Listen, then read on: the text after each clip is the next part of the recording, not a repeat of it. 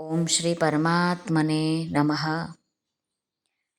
આજના શ્લોકમાં ભગવાને બતાવે છે કે સત્કર્મ, સદ્ભાવ અને સદવિચારોના અભાવમાં આસુરી પ્રકૃતિવાળાના નિયમ, ભાવ અને આચરણ કેવા હોય છે, કેવો ઉદ્દેશ્ય હોય છે, એ આજનો શ્લોક એટલે કે શ્લોક ક્રમાંક 11 અને શ્લોક ક્રમાંક 12માં ભગવાન કહે છે. તો ચાલો આપણે આજનો શ્લોક શરૂ કરીએ. ભગવાન શું કહે છે? શ્રી ભગવાન ઉવાચ ચિંતામપરિમેયાય ચ પ્રલયાન્તા મુપાશ્રિતાઃ કામોપભોગપરમા એતાવદિતિ નિશ્ચિતાઃ. શ્રી ભગવાન કહે છે, એ આસુરી સંપદા લઈને જન્મેલા મનુષ્યો, મૃત્યુ પર્યંત રહેનારી અસંખ્ય ચિંતાઓનો આશરો લેનારા, વિષયોને ભોગવવામાં તત્પર રહેનારા અને આટલું જ સુખ છે એમ માનનારા હોય છે. સ્વામી રામસુખદાસજી મહારાજ કહે છે કે ચિંતામાં પરિમેયાંચ પ્રલયાંતા મુપાશ્રિતા.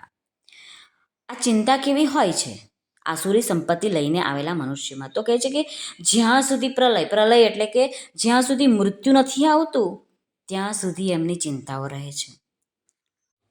આવા પ્રલય સુધી રહેવાવાળી ચિંતાઓનું ફળ પણ પ્રલય જ હોય છે, એટલે કે વારંવાર મરવાનું જ હોય છે. આસુરી સંપત્તિવાળાઓમાં એવી ચિંતા હોય છે કે અમે કેવી રીતે જીવીશું, અમારો જીવન નિર્વાહ કેવી રીતે કરીશું, અમારા વગર વડીલો વૃદ્ધો કોને આશ્રય જીવશે, અમારા માન, આદર, પ્રતિષ્ઠા, પ્રસિદ્ધિ, નામ વગેરે કેવી રીતે કાયમ રહેશે, મર્યા બાદ અમારા બાળ બચ્ચાની શી દશા થશે, મરી જઈશું તો ધન સંપત્તિ, જમીન જાગીરનું શું થશે, ધન વિના અમારું કેમ ચાલશે, ધન વિના મકાનનું સમારકામ કેવી રીતે થશે. આ બધી વ્યર્થ ચિંતાઓ આસુરી સંપત્તિવાળા કર્યા કરે છે. વ્યર્થ ચિંતા કરે છે અને નિર્વાહ જે થતો રહેશે એ તો થતો જ રહેવાનો છે. એવું નથી કે આપણે હોઈશું તો જ બધાનો જીવન નિર્વાહ ચાલશે. આ સંસારનો નિયમ છે કે ધન, જમીન, મિલકત બધું પડ્યું રહે છે અને પોતે મરી જાય છે. એને કશું જ કામમાં નથી આવતું. આ સંસારનો નિયમ છે કે તમારી પાસે ગમે તેટલું હોય અને જો તમારું મોત આવી ગયું તો એ મનુષ્ય બધી જ વસ્તુઓ, પદાર્થો પાસે હોવા છતાં પણ એ મરી જ જવાનો છે.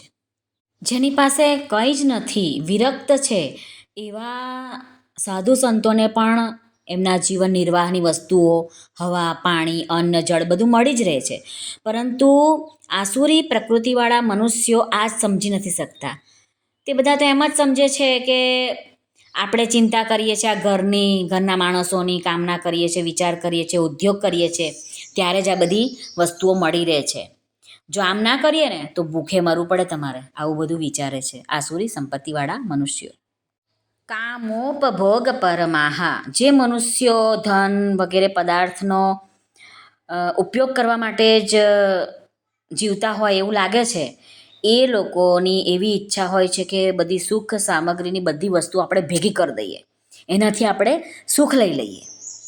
એવા લોકો માટે ભોગોથી વધીને એમને માટે બીજું કંઈ છે જ નહીં. એતાવદતિ નિશ્ચિતાઃ.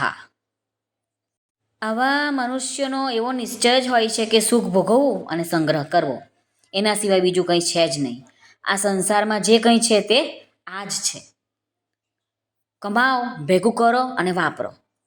એમની મનોવૃત્તિ એવી હોય છે કે મરણ પછી કશેય આવવાનું નથી ને જવાનું નથી.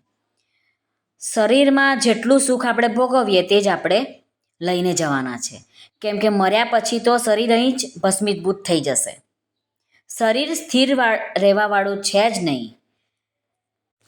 સ્વામી રામસુખદાસજી મહારાજ કહે છે કે ભોગો અને સંગ્રહની પાછળ ગાંડો થયેલો માણસ આંધળો બની જાય છે. તે ન તો સંસારને ઓળખે છે કે ન પરમાત્માને.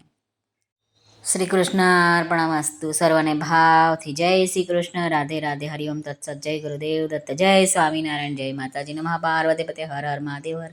સિદ્ધેશ્વર મહાદેવની જય. આનંદની જય. સર્વનું કલ્યાણ થાવ, સર્વનું કલ્યાણ થાવ, સર્વનું કલ્યાણ થાવ.